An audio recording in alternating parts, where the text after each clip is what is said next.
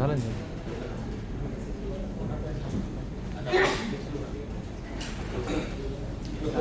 नमस्कार. जनार्दन भगत शिक्षण प्रसारक संस्थेच्या सांगोपाना Thakur arts commerce and science स्वायत्त महाविद्यालयाच्या डॉक्टर सी डी देशमुख स्पर्धा परीक्षा केंद्राच्या विद्यमाने आयोजित या व्याख्यानमालेमध्ये मी सर्व मंचावरील मान्यवरांचं आणि उपस्थित विद्यार्थ्यांचं मनपूर्वक स्वागत करतो.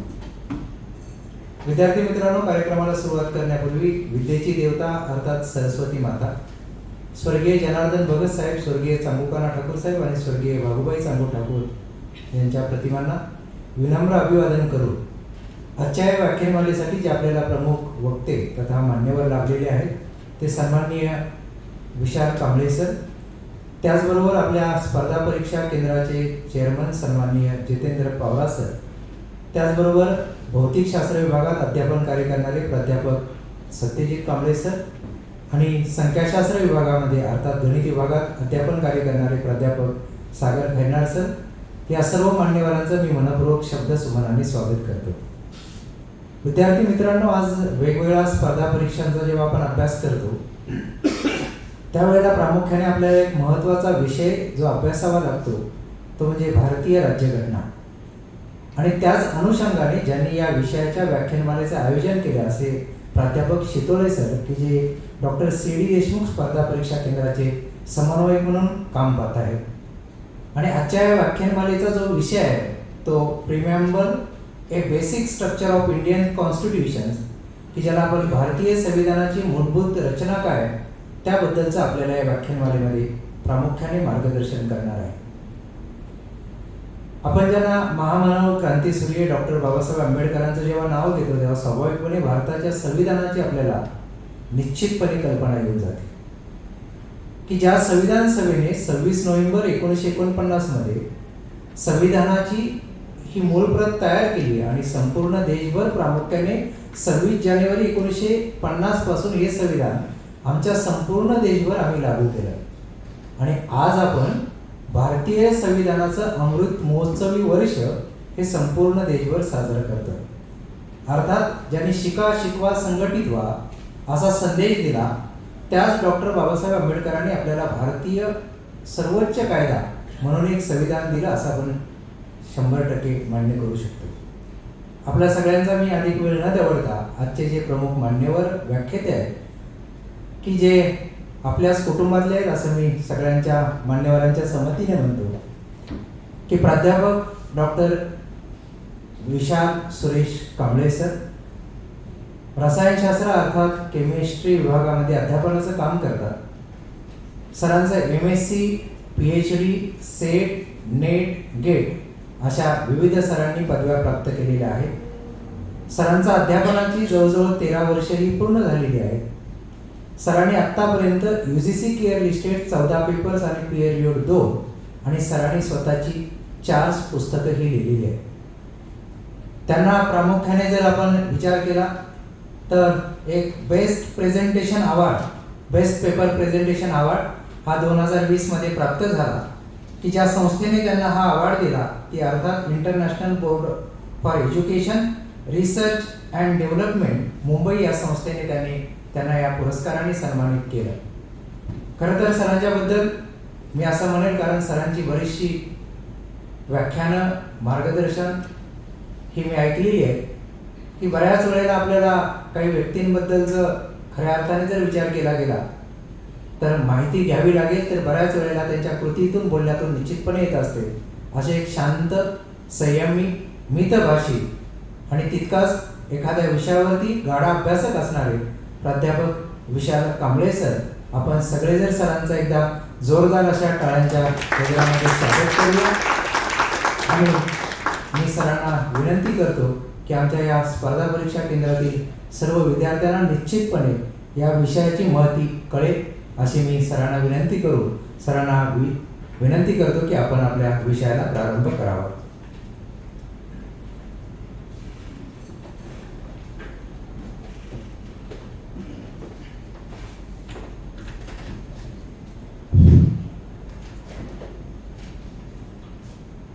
थँक्यू खरं सर. आपल्या महाविद्यालयाचे प्राचार्य doctor S K Patil sir, competitive एक्झामिनेशनचे चेअरमन आमचे परममित्र doctor J M Pawar sir, physics डिपार्टमेंटचे सत्यजित सर, कॉम्पिटेटिव्ह एक्झामिनेशनचे कोऑर्डिनेटर शितोळे सर, इकॉनॉमिक्स डिपार्टमेंटचे सहाय्यक प्राध्यापक खरात सर, परम मॅडम आणि उपस्थित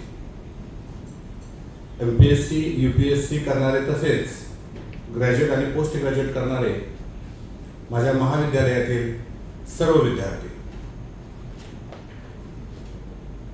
खरं तर हा जो कार्यक्रम आहे हा कार्यक्रम प्रजासत्ताक दिनाचं निमित्त साधून त्यावेळेला आयोजित केला होता, परंतु कॉलेजमध्ये भरपूर कामं असल्या कारणानं मला त्यावेळेला वेळ देता आला नाही, त्यामुळे थोडासा उशीर या कार्यक्रमाला झालेला आहे आणि तो कार्यक्रम आपण आज शेड्यूल केलेला आहे. विद्यार्थ्यांनो, संविधान, समान विधान, समान कायदा, समान नियम साधारणतः 10-15 वर्षांपूर्वी भारुडी गायनाचा जो प्रकार आहे त्या गायनाच्या प्रकारातून संविधानाचा जागर करणारे काही कलाकार कोल्हापूर भागामध्ये होते आणि त्यातला एक कलाकार स्टेजवर त्याचा परफॉर्मन्स देत होता आणि त्यानं सुरू केलं, संविधान लिहिलं माझ्या बाबासाहेबांनी, आणि लगेचच भरपूर त्या ठिकाणी ऑडियन्स जमलेलं होतं, भरपूर पब्लिक होतं. एक व्यक्ती उभा राहतो आणि जोरात घोषणा द्यायला सुरुवात करतो, डॉक्टर बाबासाहेब आंबेडकरांचा विजय असो, डॉक्टर बाबासाहेब आंबेडकरांचा विजय असो, डॉक्टर बाबासाहेब आंबेडकरांचा विजय असो, जय भीम, जय भीम, जय भीम. हा जो कलाकार असतो त्याला बघतो, त्याला पुढे बोलवतो, समोर उभा करतो आणि त्याला विचारतो, संविधानामध्ये किती कलम आहेत? त्याला माहित नसतं. संविधानामध्ये किती परिशिष्ट आहेत तेही त्याला माहित नसतं. तो कलाकार त्याला विचारतो, संविधानामधला एखादा मौलिक शब्द सांग किंवा एखादा साधा शब्द सांग. तोही त्याला माहित नसतो. मात्र त्यावेळेला त्याला खूप राग येतो. तो त्या कलाकाराला म्हणतो, संविधान माझ्या बापाने लिहिलेलं आहे, म्हणजे बाबासाहेब आंबेडकरांनी लिहिलेलं आहे. खरी तर हीच शोकांतिका आहे. काही समाजातले लोक म्हणतात की संविधान माझ्या बापाने लिहिलेलं आहे, त्यामुळे इतरांना वाटतं संविधान त्यांच्या बापाने त्यांच्यासाठीच लिहिलेलं आहे आणि त्यांनाही वाटतं ते माझ्यासाठीच लिहिलेलं आहे. असं नाही, तर डॉक्टर बाबासाहेब आंबेडकरांचा संविधानाचा या ठिकाणी सगळ्यात मोठा पराभव आहे. संविधानामध्ये पहिलं वाक्य काय आहे? आता 10 मिनिटापूर्वी ते याच्या अगोदर सहज एका विद्यार्थ्याला विचारलं, MSc च्या विद्यार्थ्याला, एक सुजाण नागरिक म्हटलं तरी काय हरकत नाही, काय तुला माहित आहे का संविधानाबद्दल? नाही म्हणलं, मला काय माहित नाही. प्रेम्बल बद्दल काय तुला माहित आहे का? सर मला खरंच काय माहित नाही त्या संदर्भात. विद्यार्थ्यांनो, पहिला शब्द आहे संविधानामध्ये, आम्ही भारतीय लोक. आता तुम्हाला वाटेल आम्ही आहे भारतीय, त्यात विशेष काय? आम्ही आहे भारतीय. विद्यार्थ्यांना असं नव्हतं. स्वातंत्र्य मिळण्याच्या अगोदरच्या काळामध्ये आम्ही कोण होतो? आम्ही गरीब होतो, आम्ही श्रीमंत होतो, आम्ही दलित होतो, आम्ही क्षत्रिय होतो, आम्ही शूद्र होतो, आम्ही वैश्य होतो, आम्ही ब्राह्मण होतो, आम्ही स्त्रिया होतो, आम्ही भांडवलदार होतो, आम्ही इंग्रजांचे गुलाम होतो, पण भारतीय नव्हतो.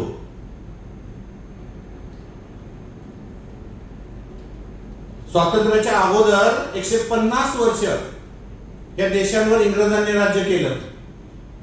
त्या अगोदर 500 वर्ष वेगवेगळ्या राजा महाराजांनी राज्य केलं. त्या अगोदर जर बघितलं तर ह्या देशामध्ये वेगवेगळी घराणी होऊन गेली. ह्यांनी सर्वांनी या देशावर राज्य केलं. त्यातलं कोणच म्हणत नव्हतं की आम्ही भारतीय आहे. कारण का त्यावेळेला वर्ण व्यवस्था होती आणि त्या वर्ण व्यवस्थेमध्ये प्रत्येकाला समानतेची वागणूक नव्हती. त्याच्या वर्णानुसार त्याची वागणूक ठरत असे आणि राजा म्हणेल तो कायदा. एक उदाहरण देतो. चोरी करणे हा गुन्हा आहे. एक राजा म्हणेल चोरी केली तर त्याला शिक्षा दिली पाहिजे. दुसरा राजा काय म्हणेल, अरे चोरी केली त्याला फाशी दिली पाहिजे. तिसरा राजा काय म्हणेल, चोरी केली पाहिजे, तो खाणार पिणार काय, छोटे मोठे चोऱ्या त्याने केले पाहिजेत. गोष्ट एकच आहे, चोरी करणं. मात्र या ठिकाणी शिक्षा राजाच्या मनावर ठरत होते. राजा म्हणेल तो कायदा. त्यामुळे एक म्हण सुद्धा प्रचलित होते, राजानं छळलं आणि पावसानं झोडपलं तर दात कुणाला मागायची. आणि सगळ्यात महत्वाचं, यज्ञ करणाऱ्या एखाद्या व्यक्तीने जर चोरी केली तर ती चोरी यज्ञासाठी केलेली आहे. कुणी जर त्याच्याविषयी तक्रार केली तर ज्याने तक्रार केली त्याच्यावर गुन्हा. त्यामुळं आम्ही कोणच नव्हतो. आणि म्हणूनच या देशावर परकीयांचं आक्रमण झालं. भारत देश गुलामीत गेला. आणि म्हणून ह्या शब्दाला फार महत्व आहे. आम्ही भारतीय लोक. विद्यार्थ्यांनो, ह्या एका शब्दामध्ये आम्ही भारतीय, आम्ही सर्व एकत्र बांधले गेलेलो आहोत. पाठीमागच्या काळामध्ये डॉक्टर बाबासाहेब आंबेडकर यांच्यावर एक फिल्म आली होती, डॉक्टर बाबासाहेब आंबेडकर नावाची. बऱ्याच वेळा 2-3 वेळा मी ती फिल्म बघितली. जब्बार पटेल यांची ती फिल्म होती. आणि ती फिल्म प्रमोशनच्या वेळी परदेशात दाखवण्यात आली. त्यावेळी एक प्राध्यापक, त्या देशाचा सुजाण प्राध्यापक, ते फिल्म बघत होता. फिल्म मध्ये वेगवेगळे प्रसंग दाखवण्यात आले होते.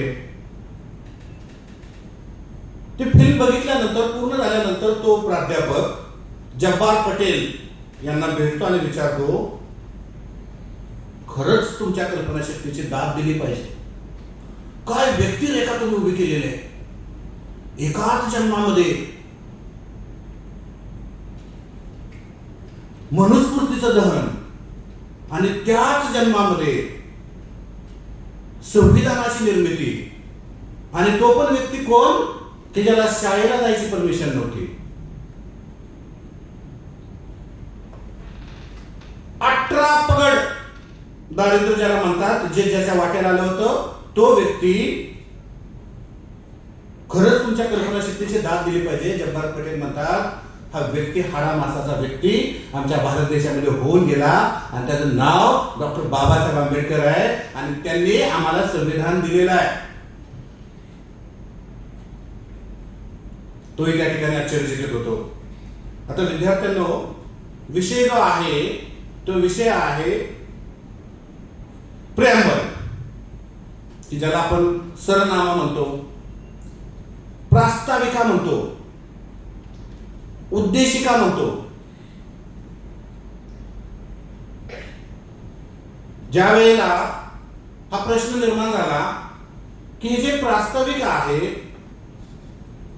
हे संविधानाचा भाग आहे की नाही,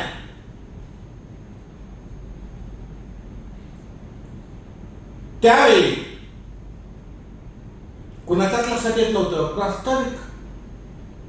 संविधान वेगळं आहे, संविधानातले शब्द आम्ही पाळू, प्रास्ताविकाचा काय संबंध आहे ते समजून देण्यासाठी एक छोटंसं उदाहरण देतो आणि लगेचच पुढे सरकतो मी. विद्यार्थ्यांनो, माझं जे गाव आहे त्या गावामध्ये एक बुद्ध विहार आहे आणि त्या विहाराच्या बाजूला आम्ही क्रिकेट खेळायचो.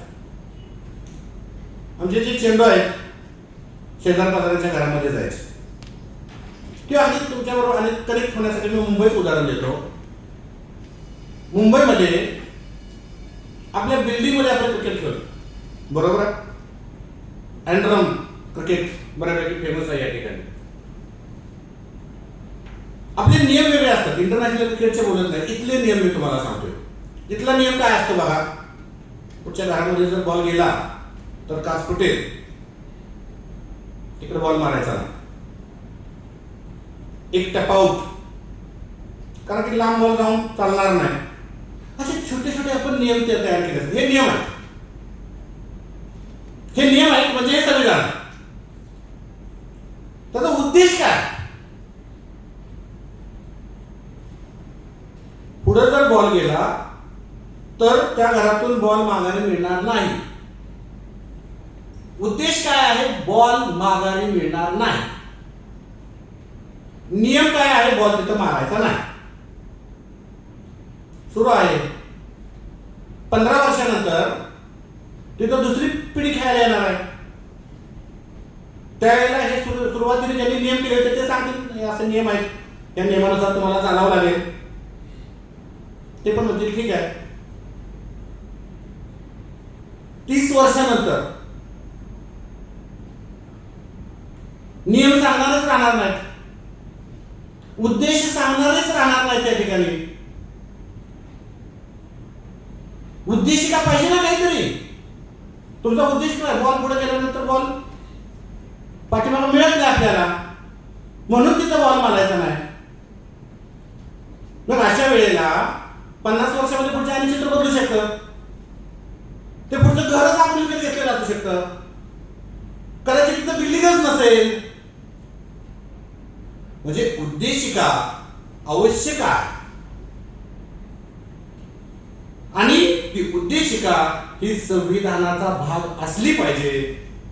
1973 साली केशवानंद भारती यांची केस 13 न्यायाधीशांचं बेंचमार्क तुम्हाला माहित असेल आणि 78व्या घटना दुरुस्तीमध्ये 1976 साली सांगण्यात आलं की उद्देशिका ही संविधानाचाच भाग आहे आणि ते असली पाहिजे, कारण उद्देश माहिती असणं गरजेचं आहे.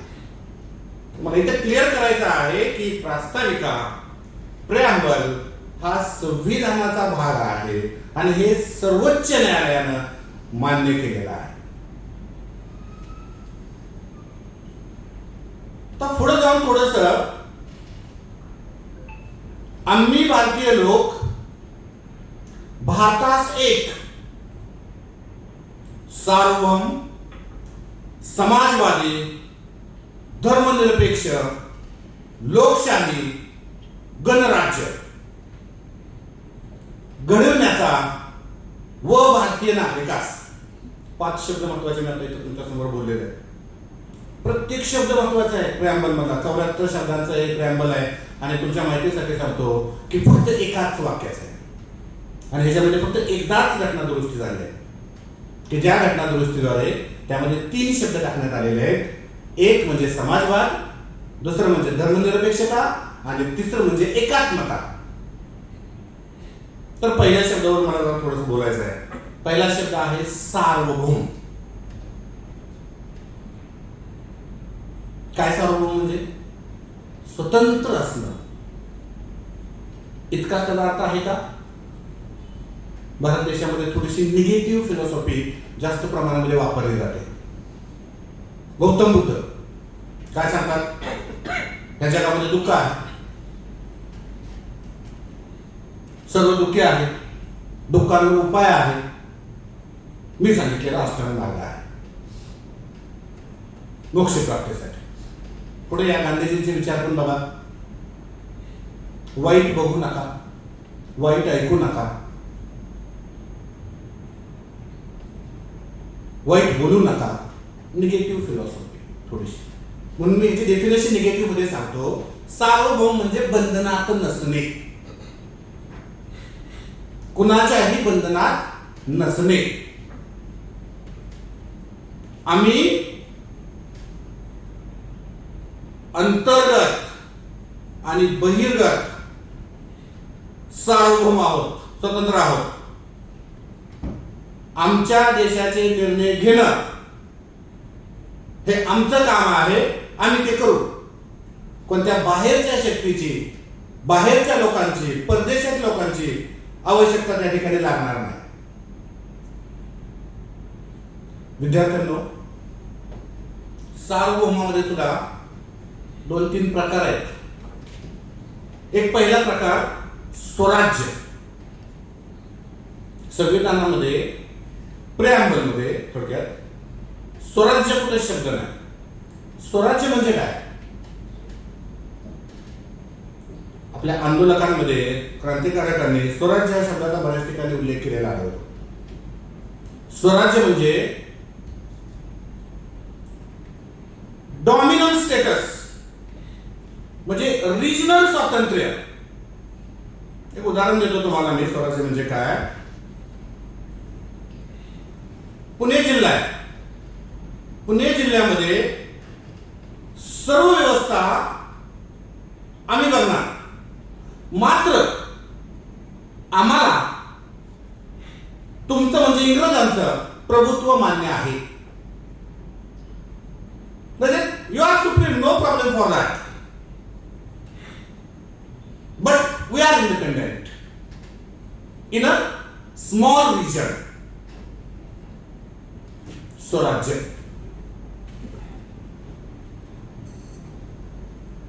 दुसरा शब्द स्वातंत्र्य. भारताला 15 ऑगस्ट 1947 साली स्वातंत्र्य मिळालं, सर्वांना माहित आहे. त्यानंतर 26 जानेवारी 1950 पर्यंत भारत देशामध्ये एमपीएससी यूपीएससी करणाऱ्या विद्यार्थ्यांना 100% माहित असेल, गव्हर्नर होता तो इंग्रजांचा होता, सी गोपालचारी.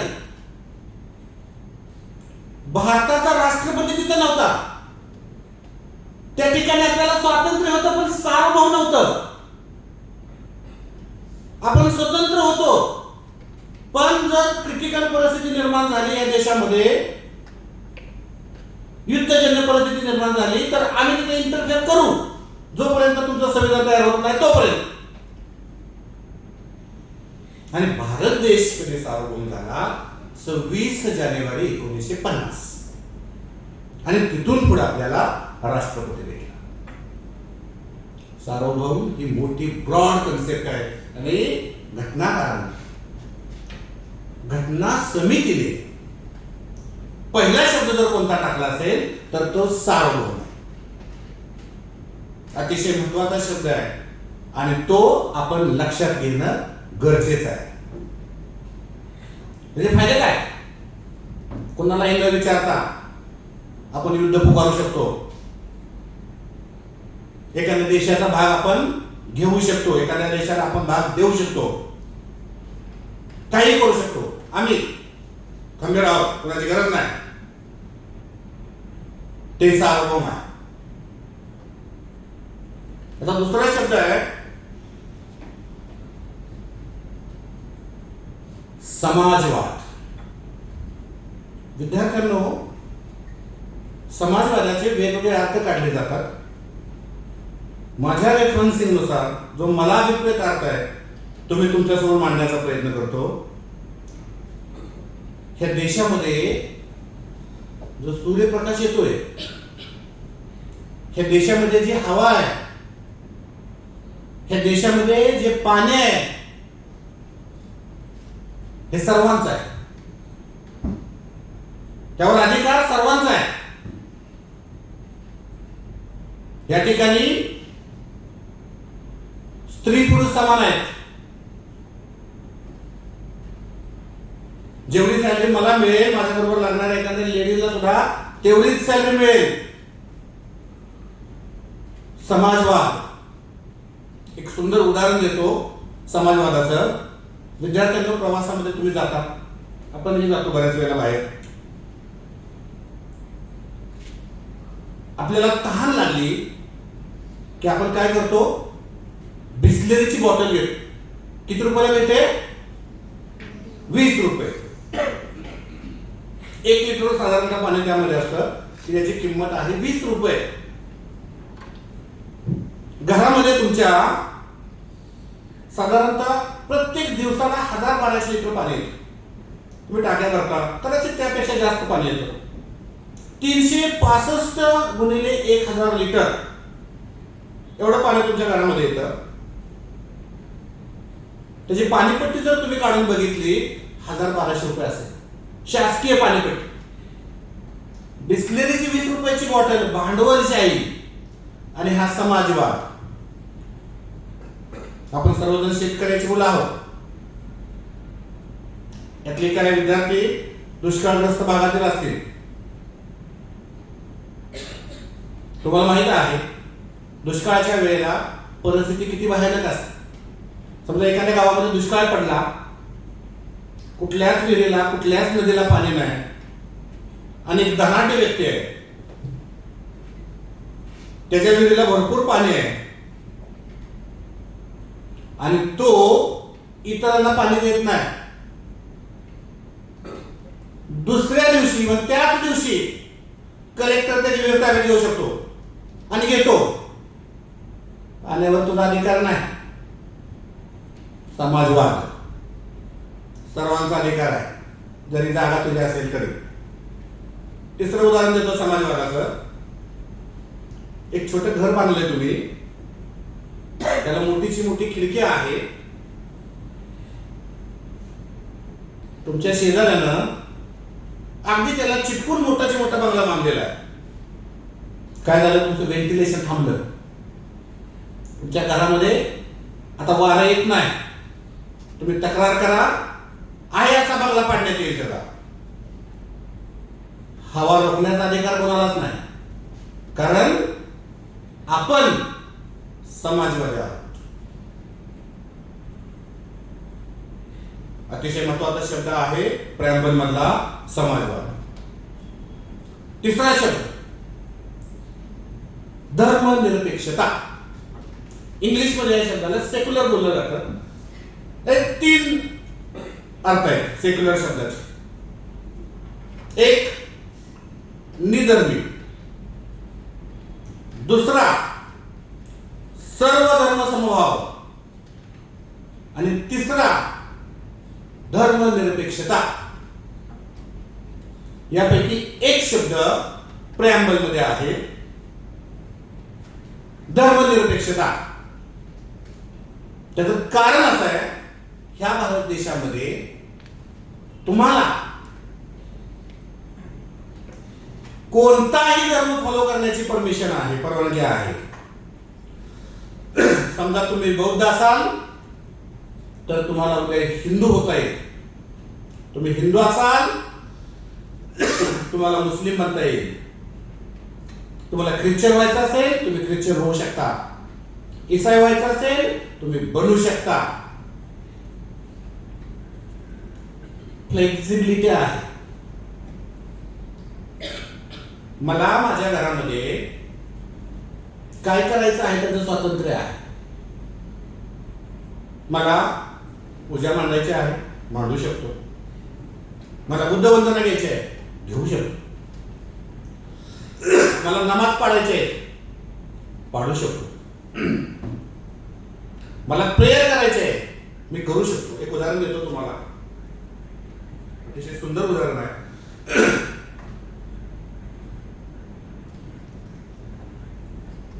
समजा कलेक्टर आहे.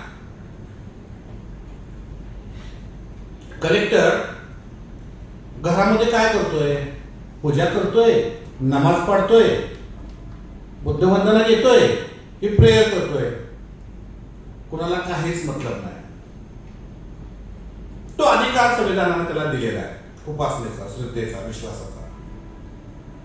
पण त्याच वेळेला समजा तो कलेक्टर त्याच्या ऑफिस मध्ये जातोय आणि त्या ठिकाणी बुद्धवंदना घेतोय, त्या ठिकाणी पूजा मांडतोय, चालणार नाही. ह्या देशाचा कोणता धर्म नाही, कारण हा देश धर्मनिरपेक्ष आहे, धर्म सापेक्ष नाही. ह्या देशाचा कोणताच धर्म नाही. त्याच वेळेला सर्वांना कोणताही धर्म पाळण्याची मुभा, इव्हन त्याच्या पुढे जाऊन मला माझ्या धर्माचा प्रचार करायचा आहे, प्रसार करायचा आहे, मी करू शकतो. समजा मी प्रचार केला, प्रसार केला आणि भारतातला शेवटचा माणूस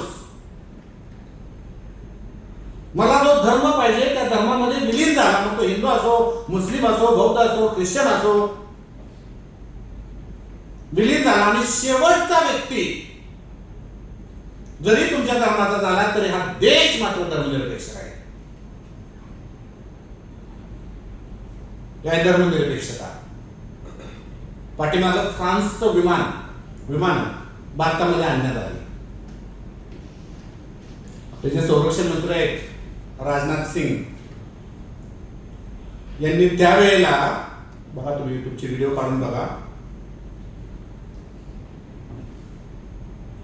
4 धर्मांच्या मुख्य लोकांना त्या ठिकाणी बोललेलं होतं. कोणत्या एका धर्माच्या नाही. कारण ज्या वेळेला तुम्हाला न्याय द्यायचा आहे, ज्या वेळेला तुम्हाला शासकीय कामामध्ये काम करायचं आहे, त्यावेळेला त्या ठिकाणी कोणताच धर्म असू शकत नाही. विद्यार्थ्यांना असं का, घटनाकारांना असं का वाटलं असावं? ह्याचा ज्यावेळेला मी अभ्यास केला त्यावेळेला माझ्या लक्षात आलं, समजा मी हिंदू आहे आणि माझ्यावर अत्याचार एका बौद्ध व्यक्तीने केलेला आहे, बरोबर? मी धावत गेलो पोलीस स्टेशनला आणि बसलेला ऑफिसर हा जर बौद्ध धर्मी असेल, बुद्धांचं तत्वज्ञान पाळणार असेल, तिथे बौद्धांचे फोटो असतील, तर माझ्या मनामध्ये शंका निर्माण होईल की हा मला न्याय देईल की नाही.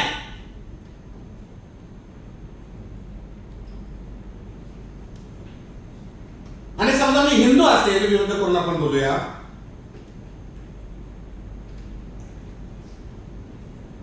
आणि मुस्लिम लोकांना माझा अन्याय केलेला असेल आणि जर अधिकारी जर मुस्लिम असेल, त्या ठिकाणी बसलेला, त्या ठिकाणी तिथं तो नमाज करत असेल, तर तो मला न्याय देईल का नाही ह्याची शंका माझ्या मनामध्ये येऊ शकते. ह्या शंकेचं सुद्धा निरसन घटनाकारांना आपल्या प्रेममध्येच केलेलं आहे. धर्मनिरपेक्षता, देशाचा राज्यकारभाराचा कोणताच कधीच धर्म असणार नाही. थोड्या दिवसांपूर्वी कुंभमेळा सुरू आहे, तुम्हाला माहित असेल. एक जगद्गुरु पंतप्रधान असे स्टेजवर बसले होते आणि म्हटले, आपण हिंदुस्थान मध्ये राहतो. पहिल्यांदा India is Bharat, Bharat is India, no Hindustan. Hindustan मध्ये राहतो आणि अमुक अमुक ग्रंथ जो आहे तो राष्ट्र ग्रंथ आपल्याला करायचा आहे. पंतप्रधान देशाचे मेजॉरिटी आहे ते फक्त एक स्मित हास्य देतात, कारण त्यांनाही माहित आहे बेसिक स्ट्रक्चर ऑफ कॉन्स्टिट्यूशन मोडू शकत नाही. त्याचं कारण असं, बेसिक स्ट्रक्चर का मोडू शकत नाही, इतिहासामधली एक घटना मी तुम्हाला सांगतो. ज्या वेळेला हिटलरचा उदय होत होता त्यावेळेला त्यांच्या देशामध्ये एक कायदा होता, एक संविधान होतं, आणि त्यामध्ये 2/3 जर तुमच्याकडे मतदान असेल तर तुम्ही काही करू शकता. आणि हिटलरनं काय केलं, लोकशाही बंद केली आणि हुकुमशाही सुरू केली. म्हणजे फक्त 2/3 मतं असून सुद्धा तुम्हाला त्यामध्ये बदल करता येत नाही भारतामध्ये, कारण की ही जर्मनी नाही. बेसिक स्ट्रक्चर ऑफ कॉन्स्टिट्यूशन तुम्हाला बदलता येत नाही. कारण तुम्ही बदलण्याचा जर प्रयत्न केला संसदेला तर पुढे न्यायव्यवस्था बसलेली आहे. तर हा शब्द आहे धर्मनिरपेक्षता. त्याच्या पुढचा जो शब्द आहे तो आहे लोकशाही. अब्राहम लिंकनची व्याख्या सर्वांना माहिती आहे. लोकांनी, लोकांसाठी, लोकांच्यासाठी चालवलेले राज्य म्हणजे लोकशाही. विद्यार्थ्यांनो, आज काल एक प्रकरण असते बीडचं. सरपंच संतोष देशमुख यांची हत्या करण्यात आलेली आहे. न्यूज चॅनल तुम्ही एखादा बघा, तुम्हाला 100% तुम्हाला ते बघायला मिळेल. मला एक सांगा, ज्यानं हत्या केली तो सरपंच होऊ शकतो का? त्या देशामध्ये ज्यानं हत्या केली तो होऊ शकतो का? नाही. पूर्वीच्या काळी राजानं राजाला मारलं, तो राजा होऊ शकत होता की नाही? हत्या करून, बळजबरी करून या देशामध्ये काहीच करता येणार नाही. हे सगळं होतं लोकशाहीतून, मतदानातून. त्यामुळे भारत देशामध्ये लोकशाही ही छोटी डेफिनेशन झाली लोकशाहीची. त्याच्या पुढे जाऊन लोकशाहीमध्ये वेगवेगळ्या पंचायत समिती असतील, जिल्हा परिषद असतील, त्या ठिकाणी तुम्हाला रिप्रेझेंटेटिव्ह असावं म्हणून रिझर्वेशन दिलेलं आहे. तुम्ही सुद्धा समोर आला पाहिजे सर्वांबरोबर. आणि महिलांना 33% आरक्षण दिलेलं आहे. माझ्या मित्रातून लोकसभेमध्ये ते मंजूर झालेलं नाही, मात्र खाली ते मंजूर झालेलं आहे. मुली पण तेवढ्याच महत्वाच्या आहेत आणि मुलं पण तेवढीच महत्वाची आहेत. स्त्री पुरुष समानता आहे, ही लोकशाही आहे. आणि त्याच्या पुढचं शब्द आहे गणराज्य. गणराज्य शब्द फार महत्वाचा आहे. विद्यार्थ्यांना गणराज्य म्हणजे काय, सुरुवातीला मी सांगतो तुम्हाला. ह्या देशामधली सर्वोच्च पद कोणती? पंतप्रधान, राष्ट्रपती. गणराज्य असं सांगतं की ही दोन्ही पद लोकांमार्फत नियुक्त केली जातील आणि होतात. पंतप्रधान म्हणा, राष्ट्रपती म्हणा, लोकांमार्फत नियुक्त होतात. आता 2 प्रकार आहेत त्यामध्ये सुद्धा. सर सर एक प्रकार असा, आपण खासदारांना निवडून द्या, खासदार डिसाइड करते, बरोबर, की जे सुरू आहे. आणि दुसरा एक प्रकार जो अमेरिकेमध्ये आहे, माहिती आहे तुम्हाला कोणता? अध्यक्षीय लोकशाही.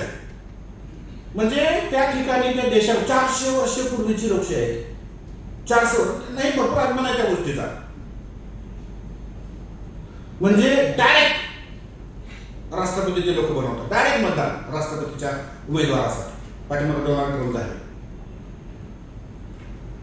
त्यांच्यामध्ये आपल्या लोकशाही गणतंत्र मधला फरक मी तुम्हाला सांगतो. 400 वर्ष चाललेली लोकशाही आजपर्यंत 400 वर्ष एकही महिला राष्ट्रपती नाही. भारत देशामध्ये प्रजासत्ताक दिन 1950 आणि तिथून पुढं 18व्या वर्षी भारत देशाला महिला पंतप्रधान मिळाली.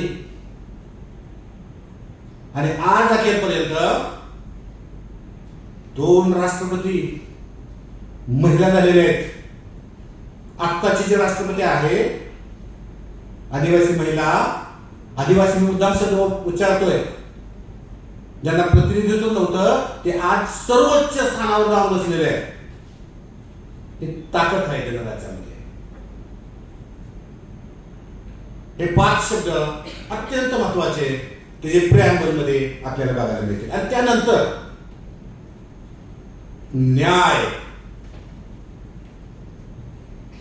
स्वातंत्र्य, समता आणि बंधुता, प्रत्येक शब्दामध्ये प्रेम आहे. न्याय, कुणाला न्याय? सामाजिक, आर्थिक आणि राजनीतिक न्याय.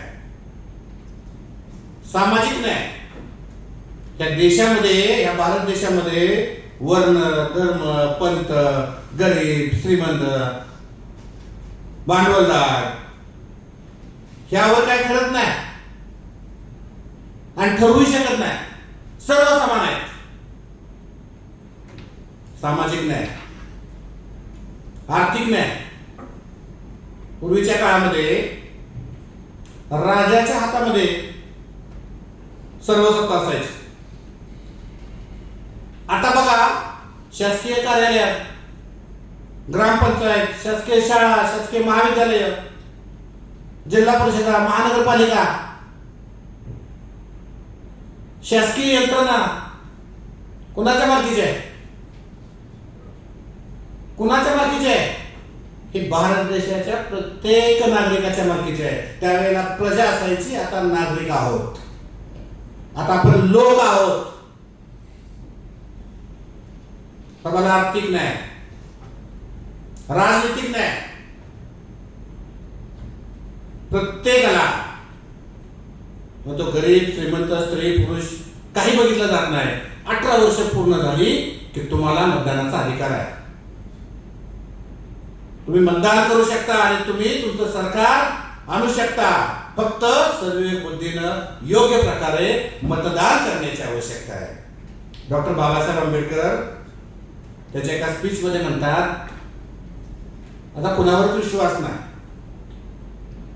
मोठ्या धर्मपंडितांवर नाही, कारखानदारांवर नाही, श्रीमंत लोकांवर नाही, पण माझा विश्वास ह्या देशाच्या जनतेवर आहे. ही जनता बदल करू शकते. आणि म्हणून डॉक्टर बाबासाहेब आंबेडकरांनी हे जे संविधान आहे, प्रिॲम्बल जे आहे, ते कुणाप्रती अर्पण केलेलं आहे? स्वतः प्रति अर्पण केलेलं आहे. त्यावेळेला सुद्धा मोठी डिबेट होती. हे बघा, आज 10 माणसांच्या समोर जर एकाला मला मुद्दा मांडायचा असेल तर माझी मेजॉरिटी असू शकत नाही. 50 प्रकारचे वादविवाद तिथे होतात. घरामध्ये आपली एक वाक्यता नसते. संविधान सभेमध्ये त्यावेळेला प्रेझेंट असणारे सदस्य होते 299. त्यापैकी 15 महिला होत्या. आणि हे अर्पण कुणाला करायचं अशी डिबेट सुरू होती. डॉक्टर बाबासाहेब आंबेडकरांचं फक्त एक मत होतं, पण बाबासाहेबांचा जो विचार होता तो विचार त्या लोकांनी, त्या सभेनं स्वीकारला आणि मतदानाद्वारे डिसिजन घेण्यात आला की हे संविधान स्वतः प्रति अर्पण करायचं आहे. आणि ते तसं करण्यात आलेलं आहे. कोणत्याही देव देवतेच्या प्रती आपल्याला अर्पण करायचं नाही, नाहीतर परत आपल्याला माघारी जावं लागेल. त्या पुढचा महत्वाचा शब्द आहे सर, स्वातंत्र्य. आणि स्वातंत्र्यामध्ये पहिला शब्द आहे विचार, अभिव्यक्ती, विश्वास, श्रद्धा आणि उपासनेचे स्वातंत्र्य. मतलब विचार हा शब्द आपण बघूया. विचार, आता मी तुमच्या समोर बोलतोय, माझा काहीतरी विचार मी करतोय आणि मी तुमच्या समोर बोलतोय. इथं बसणारे प्रत्येक जण काहीतरी विचार करताय. अरे माझं मी खातोय, माझं मी सगळं कामधंदा करतोय आणि माझ्या विचाराचा शब्द त्या प्रिॲम्बल मध्ये कशाला पाहिजे? विचार स्वातंत्र्य आहे. विचार काय विचार करू शकतो मी आणि त्याच्यावर बंधन कोणाला असू शकतं? एक उदाहरण तुम्हाला देतो. माझी आई 6वी शिकलेली आहे. आम्ही तिन्ही बहीण भाऊ सरकारी नोकरीला आहोत. बघा, तिची आई शिक्षणच घेतलेलं नव्हतं.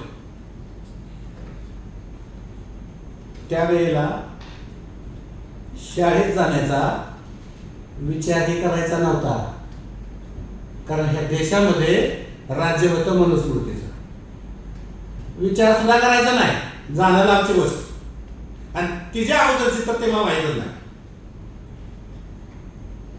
म्हणून बाबासाहेबांनी विचाराचं स्वातंत्र्य सुद्धा असावं हा शब्द प्रेममध्ये टाकलेला आहे. अभिव्यक्ती भाषण करतोय त्याच अधिकारातून अभिव्यक्त होणं. पंडित जवाहरलाल नेहरू भाषण देत होते स्वातंत्र्य मिळाल्यानंतर. खेडेपाड्यातले जे माणसं होते, एक माणूस काय स्वातंत्र्य भेटलं, काय काय उभा आणि नेहरूला म्हणतो काय स्वातंत्र्य आहे, ते इंग्रज कुठं होते, कुठून गेले, आम्हाला काय फरकच पडलेला नाही त्याला, कसलं स्वातंत्र्य. पंडित जवाहरलाल नेहरू एक छान उत्तर त्या ठिकाणी त्याला देतात. गोष्ट खरी खोटी मला माहित नाही, पण त्याच्या पाठीमागचा अंश आहे तो फार महत्वाचा आहे. ते उत्तर देतात की देशाच्या पंतप्रधानाला तू विचारू शकतोस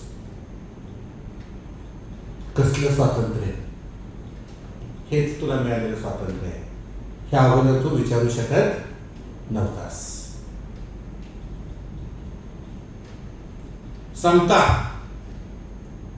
कशाची समता? दर्जाची आणि संधीची. दर्जा, कसला दर्जा आणि कोणत्या संधी? तुम्हाला माहित आहे आपण ज्या बिल्डिंग मध्ये राहतो त्या ठिकाणी सफाई कामगार येतात आणि ते सफाई कामगार त्यांची कामं करून जात असतात.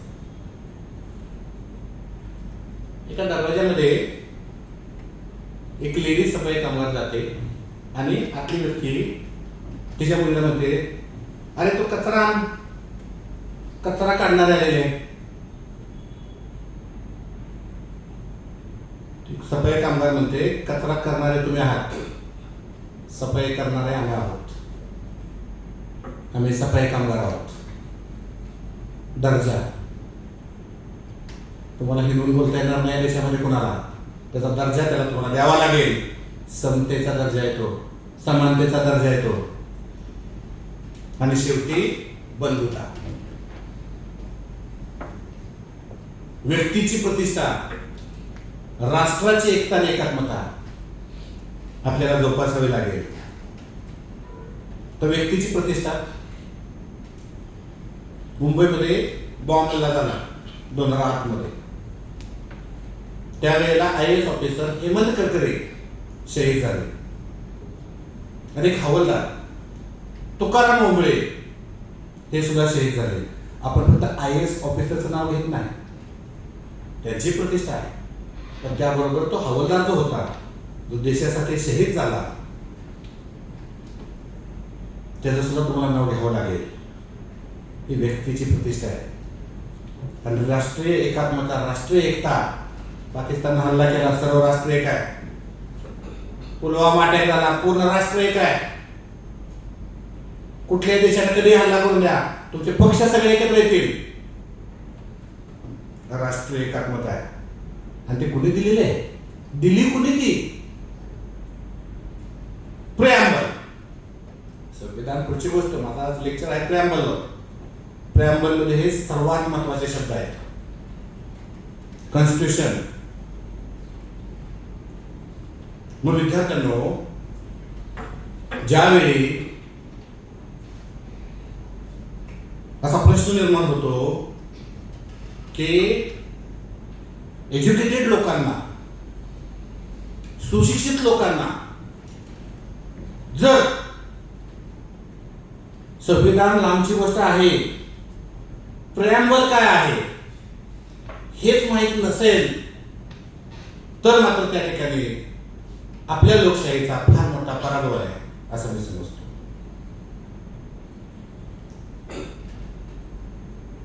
नागपूरमध्ये 2005 साली एक CEO होते. UPSC MPSC विद्यार्थी समोर आहेत. म्हणून मला त्यांना सांगायचं आहे की एक IAS ऑफिसर काय करू शकतो. तुम्ही गुगल करा, नेट करा, काय तुम्हाला करायचं ते करा.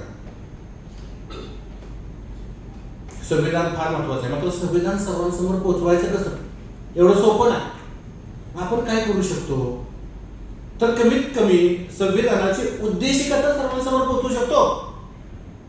म्हणून त्यांनी संविधानाची ओळख नावाचा एक कार्यक्रम त्या ठिकाणी आयोजित केला आणि त्या कार्यक्रमाच्या अंतर्गत शाळेमध्ये, कॉलेजमध्ये, पाड्यांवर ज्या ठिकाणी शक्य आहे तिथं दर्शनी भाग आहे त्या ठिकाणी उद्देशिका रंगीत खडूने लिहिण्यात आली आणि परिपाठामध्ये ते बोलणं बंधनकारक करण्यात आलं. खोब्रागडे साहेब इथंच थांबले नाहीत. त्यांनी त्याचं महत्व काय आहे हे महाराष्ट्र शासनाला सांगितलं. त्या प्रकारचा त्यांनी पत्रव्यवहार केला आणि पहिला संविधान दिन नागपूरमध्ये साजरा झाला 2005 साली आणि त्यानंतर 24 जानेवारी 2008 मध्ये महाराष्ट्र शासनानं GR काढला आणि 2008 सालापासून म्हणजे 26 नोव्हेंबर 2008 सालापासून महाराष्ट्र हे भारत देशातलं पहिलं राज्य ठरलं की ज्या राज्यानं संविधान दिन साजरा केला. बर, या ठिकाणी हे ऑफिसर एकच थांबले नाहीत. त्यांनी परत केंद्र शासनाबरोबर पाठपुरावा केला आणि केंद्र शासनानं 2015 सालापासून पूर्ण भारत देशामध्ये संविधान दिन साजरा करण्यात यावा असा GR काढला आणि 2015 सालापासून पूर्ण भारत देशामध्ये संविधान दिन साजरा केला जातो. एक IAS ऑफिसर जर मनात आणलं तर काय करू शकतो ह्याचं एक जिवंत उदाहरण या ठिकाणी आहे. विद्यार्थ्यांनो, शेवटाकडे येताना एक दोनच गोष्टी मी सांगतो. जर आपण संविधान वाचलं, दुसऱ्या अर्थाने बोलतो आता, तर आपण वाचणार आहे, तर आपण टिकणार आहे. फक्त पुतळ्यांच्या पाया पडून मोठमोठ्या नेत्यांच्या घोषणा देऊन काहीच फरक पडणार नाही. तुम्हाला संविधान तुमच्या रोजच्या जीवनामध्ये जीवन जगण्याची शैली म्हणून वापरायचं आहे. कारण की 25 नोव्हेंबर 1949 साली डॉक्टर बाबासाहेब आंबेडकर अतिशय सुंदरपणे संविधानाचं वर्णन करतात. डॉक्टर बाबासाहेब आंबेडकर म्हणतात, मला जर तुझा मुद्दा पटला नाही तर तो खोडून टाकण्याचा मी भरपूर प्रयत्न करेन, पण मला न पटणारा मुद्दा तुला मांडण्यात यावा, तुला तो मांडता यावा यासाठी मी प्राणपणानं लावेल. हे भारतीय संविधान आहे आणि आपण ते अंगीकृत केलेलं आहे 26 नोव्हेंबर 1949. मात्र त्याची अंमलबजावणी 26 जानेवारी 1950 रोजी झालेलं. आता हे असं का झालं याच्या पाठीमागे एक छोटीशी हिस्ट्री आहे, विद्यार्थ्यांना माहित असेल. हिस्ट्री अशी आहे की 1929 साली पंतप्रधान जवाहरलाल नेहरू यांनी इंग्रजांना सांगितलं होतं की नाही, आता आम्ही स्वातंत्र्य झालेलो आहोत आणि इथून पुढचा जो 4था रविवार आहे त्या दिवशी आम्ही स्वातंत्र्याची घोषणा करणार आहे. तो दिवस होता 26 जानेवारी 1930. त्यावेळेचे इंग्रज लाट्या काट्या कसलं स्वातंत्र्य कसलं काय, आता कुठेतरी तुरळक प्रमाणामध्ये ते सुरूच असायचं. आणि त्यानंतर पंतप्रधानच झाले पंडित जवाहरलाल नेहरू, ते पण कुठेतरी अपयश त्यांना पोसायचं होतं. त्यामुळे 26 जानेवारी 1950 रोजी ते संविधान आपण अंगीकृत केलं आणि तिथून पुढं आज 75 वर्ष झालेले आहेत. भारत देशाचं नाव जागतिक पातळीवर गाजत आहे आणि ह्याचं कारण म्हणजे भारतीय देशाचं संविधान आणि त्याला तशीच असणारी उद्देशिका आहे असं मी समजतो. आणि शेवटी उद्देशिका या ठिकाणी वाचून मी माझे व्याख्यान आहे ते थांबवतो. तर उद्देशिका अशी आहे, आम्ही भारताचे लोक, भारताचे एक सार्वभौम समाजवादी निरपेक्ष लोकशाही गणराज्य घडवण्याचा व त्यांच्या सर्व नागरिकास सामाजिक, आर्थिक व राजनैतिक न्याय, विचार, अभिव्यक्ती, विश्वास, श्रद्धा व उपासना यांचे स्वातंत्र्य, दर्जाची व संधीची समानता निश्चितपणे प्राप्त करून देण्याचा आणि त्या सर्वांमध्ये व्यक्तीची प्रतिष्ठा आणि राष्ट्राची एकता आणि एकात्मता यांचे आश्वासन देणारी बंधुता प्रवर्तित करण्याचा संकल्पपूर्वक निर्धार करून आमच्या संविधान सभेत आज दिनांक 26 नोव्हेंबर 1949 रोजी याद्वारे हे संविधान अंगीकृत आणि अधिनियमित करून स्वतःप्रत अर्पित करत आहोत. थँक्यू.